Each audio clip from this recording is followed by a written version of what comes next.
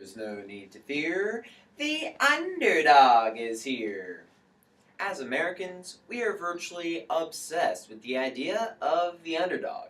Whether it's rooting for the 16th seed to be the first to defeat the number one overall seed in NCAA basketball brackets, a clumsy cartoon character appropriately called the underdog, or in movies like Rocky or Rudy, it is easy to see that Americans love a good underdog story. In fact, according to researchers from Abilene Christian University, favoring the big dog is often the most logical choice, but favoring the underdog is the most compelling one. For example, at my high school, I've had some recent success with mating with members of the opposite sex. Now, this was only made possible because I am considered an intriguing underdog. Woof woof. But even though it is true that underdogs can be found anywhere on Earth, most people still do not realize how they have affected our society today. To further understand this concept, we must first explore the history of the underdog. Second, we shall examine the reason behind this love obsession. And finally, we shall analyze how underdogs have positively impacted our society today and how they will continue to do so in the future. So let's start off by flying on over to our first main point and take a real bite out of the crime that started the term underdog. According to a recent PBS article, the term underdog was first coined when the sport known as bear baiting was created. The sport of bear baiting is a repugnant form of blood sport in which a bear is chained to a post inside a ring, still able to move but not escape, and then two dogs are sent to attack the animal.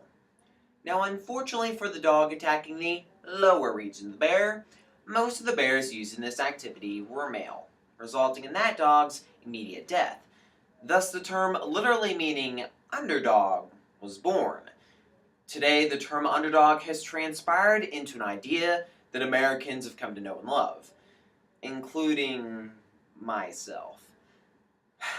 I have a confession to make. You see, I have a massive problem. I'm a Kansas City Chiefs fan. I know, they're awful. But every year I root for them in the long shot hope that they might make it to the playoffs and actually win a game. If not, the Lombardi Trophy. Why, like so many other souls, do I choose to suffer? Well, it turns out that I'm not crazy. According to Sergey Galvarez, an ecology professor from the University of Tennessee, we are actually genetically inclined to root for the underdog.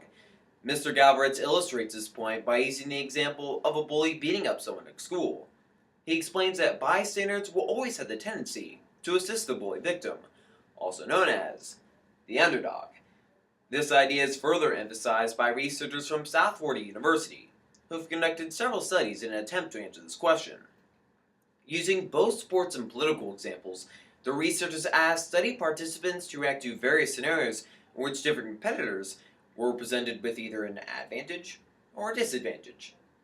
The results of the study demonstrated that we want to root for the underdog, specifically for the idea that if the underdog can do it, so can I. We want the impossible to happen, not just for the sake of the underdog, but for what it might mean for us in the future. It's true.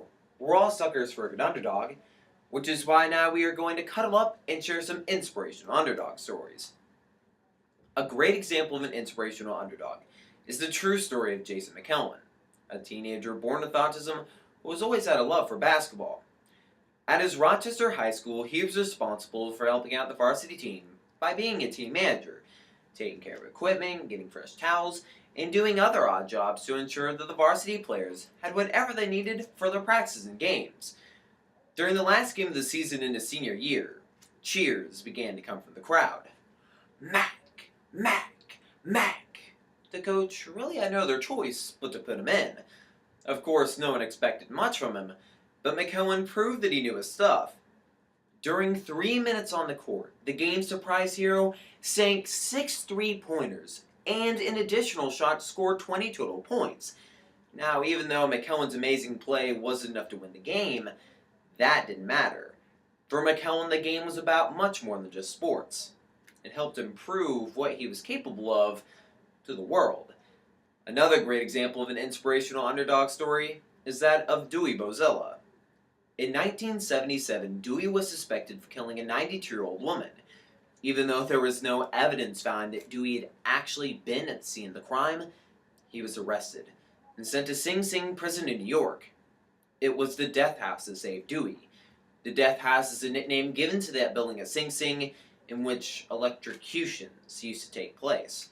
Since then, the electric chair has been removed and a boxing ring has been set up. Dewey stepped between the ropes. He proved to be a good fighter and eventually became the light heavyweight champ of Sing Sing prison. The heavy bag push-ups and sit-ups eventually led to educational classes as Dewey was awaiting his appeal. 26 years later, Dewey got a retrial. In 2011, as a free man, innocent of all charges, Dewey won his first professional boxing match at the age of 53 against an opponent that was almost half his age. So even though real underdogs don't have lightning speed or amazing strength like the underdog in the old cartoon, it is still clear that underdogs have positively impacted our society today, and they will continue to do so in the future by inspiring us all. Such as my own father. In early 2012, my dad was diagnosed with staph infection in his spine. We were told by doctors that even after surgery, he may never be able to walk again. But even though he was the underdog to this infection, he wasn't going to back down. He inspired me through his relentless work and dedication towards rehabilitation. And today, despite the odds against him, he is healthy and using both of his legs. So whether it's Jason McKeown, Dewey Bozella, or even my own dad, I always root for the underdog. And I hope you do too. They continue to inspire me to believe that I too can achieve great success. There's no need to fear. The underdog is here. Thank you.